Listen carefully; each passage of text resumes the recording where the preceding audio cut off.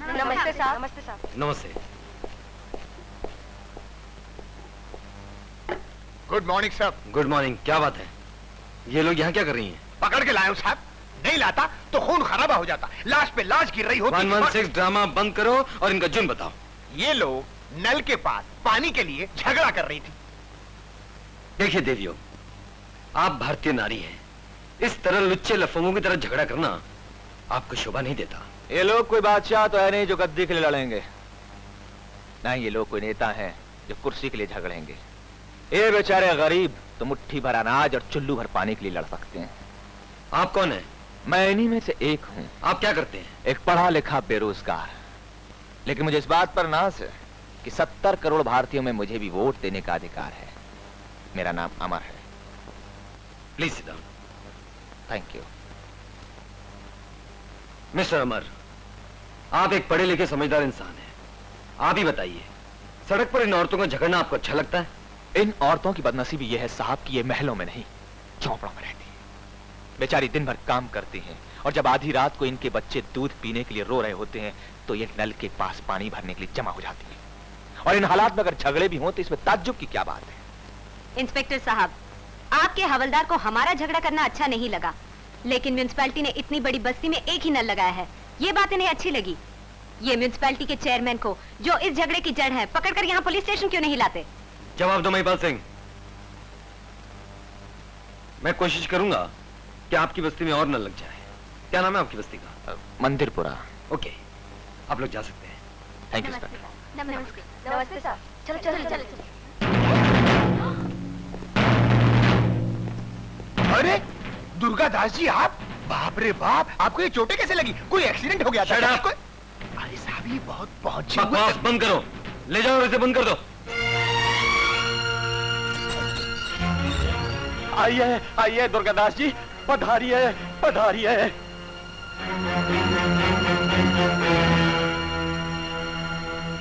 अरे नहीं भाई नहीं, मैं तो जनता का सेवक हूँ। लोगों के काम आना ही मेरे जीवन का मकसद है। बोलो हाँ। हाँ, इसीलिए तो मैं आपके पास आया हूँ। आप लक्ष्मी नारायण ट्रस्ट के एक तरह से मालिक ही हैं।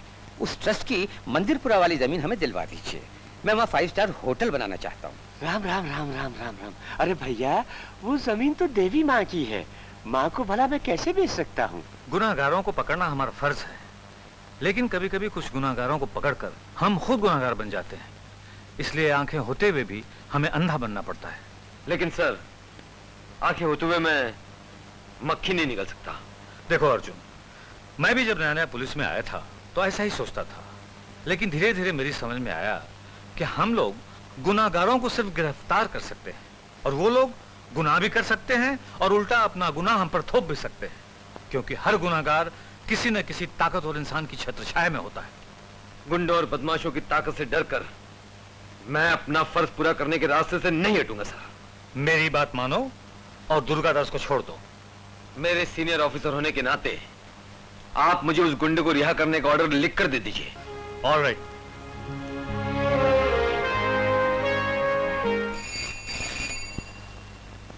हेलो सरकार, मैं लक्ष्मी बोल रही हूँ।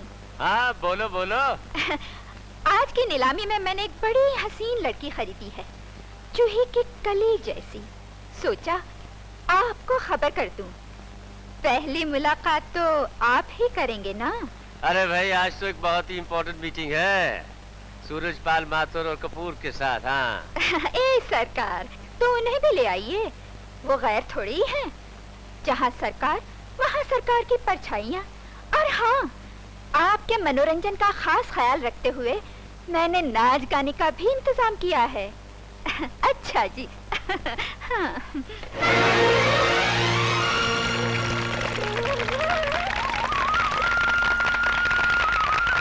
अर्जुन भैया, अर्जुन भैया, अर्जुन भैया, तुमने बस्ती में नल लगवाकर हम पर बड़ा उपकार किया है। इसमें उपकार की क्या बात है? मुझे खुशी है कि मैं आप लोगों के कुछ काम आ सका। पुलिस वाले तो अक्सर जोर जुलम ही करते हैं बेटा। तुम पहले पुलिस वाले हो जिसने हम गरीबों की मदद की। जुग जुग जियो बेटा। वो फिल्म देखा? ए रिक्शा चलेगा? बाप रे बाप, मुझे नहीं जाना सेठ जी, वो जो गाने गाता है ना, उससे पूछो। हाँ सही है। वाह बाप है। रक्षा गाड़ी लगा चलेगा? अरे क्यों नहीं चलेगा, देर से साला आराम नहीं है। 2 रुपए लूंगा। 1 रुपया? 1 रुपया? 1 रुपया तो सुअर का बच्चा ले जाता हूँ। आपको आधा आधा करके 2 दफा ले जाना पड़ेगा। 2 दफा? तभी रिक्शा नहीं चलेगा, खींचना पड़ेगा। 2.25 चलो। नहीं 1.25 रुपया। बैठ जाओ। देखा रे तेरी मनोसूरत देखी, ये कैसा साला पनौती ग्राहक मिल गया। बेहतर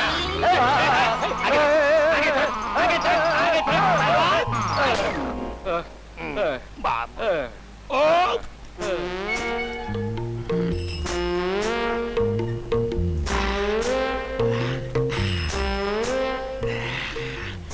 साला आदमी है क्या? मटन की दुकान है लगता है। एक सवारी नहीं बैठी, आधा भारत। क्या बकता है रे? अरे तुम्हें नहीं, अपने आप को गाली दे रहा हूँ। पहलवान, किस चक्की का पिसा हुआ आटा खाते हो?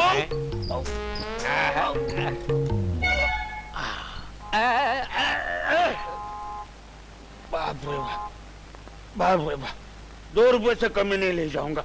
पहले माना क्यों था? तब आपके वजन का अंदाजा नहीं था मेरे को। 1 थैला ज्यादा नहीं दूंगा। नहीं दोगे? नहीं। नहीं दोगे? नहीं। तो मारोगे।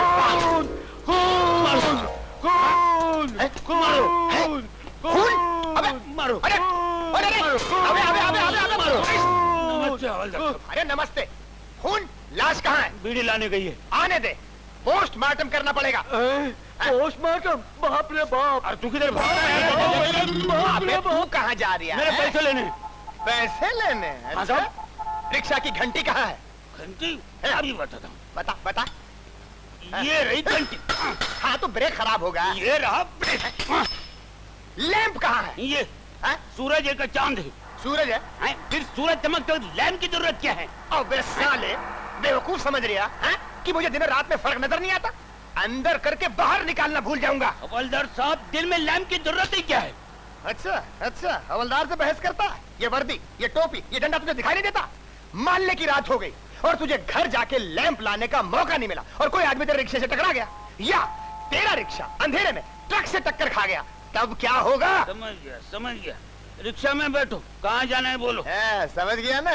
एसपी साहब के बंगले पे चल। एसपी साहब को मछली बहुत पसंद है, 100 रुपए देकर लाया हूँ, पूरे 5 किलो है। उड़ा मत हवलदार साहब, आपने कभी पैसा खर्चा किया है? वो मछली वाले को डंडा दिखा के मछली लाए होगे। बकवास करता, सर समझता साला।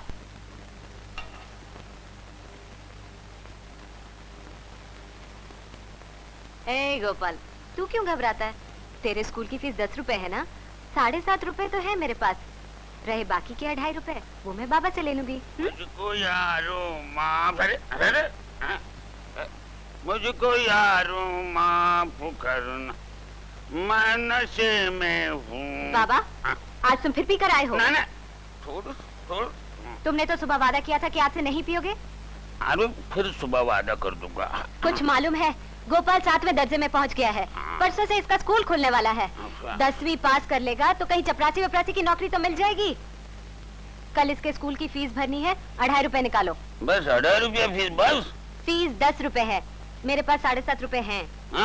तेरे पास 7.5 रुपए कहाँ से आए? कहीं से भी आए, तुम 2.5 रुपए तो निकालो। पहले 7.5 दिखा तू। अरे ये रे। अरे 7.5 रुपया थोड़ी है। अरे लो, गिन लो। गिनता हूँ। 1 2 3 4 5। अरे मारा सर बहुत दुख रहा है। कम पियो ना। बाबा बाबा बाबा, अरे रुक जाओ बाबा। बाबा गोपाल की फीस। क्या हुआ? बाबा गोपाल की फीस के पैसे लेकर भाग। अरे तो परेशान क्यों होती है? इस देश में किसी पे अक्कल की तो अकेली बेटी नहीं, हजारों लाखों झोपड़ों में रोज यही नाटक होता है। लेकिन गोपाल की अरे तो गोपाल पढ़ लिख कर कौन सा गवर्नर बन जाएगा, या मैंने कौन से तीर मार दिए? सुबह से शाम तक एक दफ्तर से दूसरे दफ्तर, दूसरे दफ्तर से तीसरे दफ्तर, एम्प्लॉयमेंट एक्सचेंज के चक्कर ही काट रहा हूँ, मिला के करंट। मेरी मूंगफली है खास, जिसको खाएं बीए पास, इंग्लिश बोले गिट पिट दास। मेरी मूंगफली है खास, जिसको खाएं बीए। अरे ओ बेमुरवत, आज 2 बातें किए बिना ही चला जा रहा है। शारदा की मूंगफली खाएगा तो फटाफट नौकरी पाएगा। लिखा? नहीं दीदी, पहले तेरे बहुत पैसे देने। भाषण मत दे, लिखा। माना कर दीदी, अभी चलता हूँ। आज फिर इंटरव्यू के लिए बुलाया, देर हो गई तो नौकरी छीन लेंगे। अच्छा अच्छा। तुम्हें नौकरी मिल जाएगी, तुम्हारे लिए मंत्री जी का फोन आ गया था। Thank you very much sir. Next. 3 लफ्जों में बताओ तुम्हें क्या चाहिए। 3 लफ्जों में? हाँ। नौकरी, नौकरी और नौकरी। तो फिर पैसा, पैसा और पैसा। पैसा। हाँ बोलो, कितना लायो? डिग्री लाया हूं। भैया, इस देश में लियाकत नहीं, सियासत चलती है। अगर तुम किसी एमएलए या एमपी के दूर के भी रिश्तेदार होते तो तुम्हें नौकरी ढूंढने के लिए नौकरी के कार्यालय में नहीं आने पड़ता। इसका मतलब तुम लावारिस हो। अगर चपरासी की नौकरी चाहिए तो 1000, और अगर सप्लाई के दफ्तर में क्लार्क होना चाहते हो तो 5000 दे जाओ और नौकरी ले जाओ। बाबू, मेरे पास देने के लिए 10-5 हजार रुपए होते तो मैं यहाँ क्यों आता?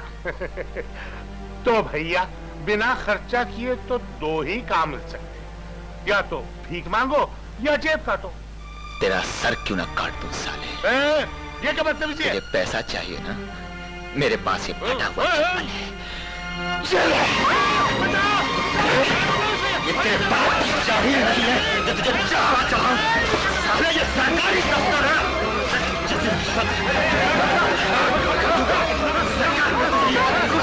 नौकरी का नहीं आओ से पकड़ के। नीच, हमारे माँ बाप अपना पेट काट कर हमें पढ़ाते हैं। सरकार ये रोजगार दफ्तर इसलिए खोलती है कि हमें हमारा हक मिले, और इस जैसे कमीने हमसे हमारा हक छीनते हैं। लानत है तुझ पर। चल चला। मैं नहीं छोड़ूंगा, बंद करवा दूंगा साले को। एक बोतल शराब में बिकने वाले अफसर साले बेच खाए। क्यों बस करूं दीदी? ये क्या पागलपन है? मारपीट करने से क्या नौकरी मिल जाएगी? कम से कम दिल की भड़ास तो निकलेगी मेरी। ओफो, और ये भड़ास तुझे पुलिस चौकी भी पहुंचा सकती है। जरा सोच, तू जेल चला जाएगा तो तेरी माँ का क्या होगा? वो बेचारी तेरी खुशहाली की सपने देख रही है और तू यहाँ दंगा कर रहा है। तो क्या करूं दीदी? बीए ऑनर्स मैंने इसलिए किया है कि नौकरी पाने के लिए इस मोटू को खोज दूं। दीदी, दीदी तुम नहीं समझ सकते हो कि पढ़े लिखे लोगों के दर्द क्या है। समझ सकती हूँ। I know better than you, my dear, because I am also a postgraduate. I have also knocked the doors of these employment exchanges. I have also gone through all these tortures, and I came to the conclusion that a mere degree cannot get you a job. घूस खिलाए बगैर नौकरी नहीं मिल सकती, और घूस खिलाने की मुझ में ताकत नहीं थी, इसीलिए मजबूरन मुझे मूंगफली बेचनी पड़ी, और इसी कमाई से मैं अपने घर वालों का पेट पालती हूँ। इज्जत से जीने के और भी कई तरीके हैं। I'm sorry दीदी, मेरा खून इसलिए खौलता है कि पता नहीं कैसे कैसे करके उसने मुझे पढ़ाया लिखाया, और आज मैं डिग्री लिए लिए घूम रहा हूं और उधर मेरी माँ मजदूरी कर रही है।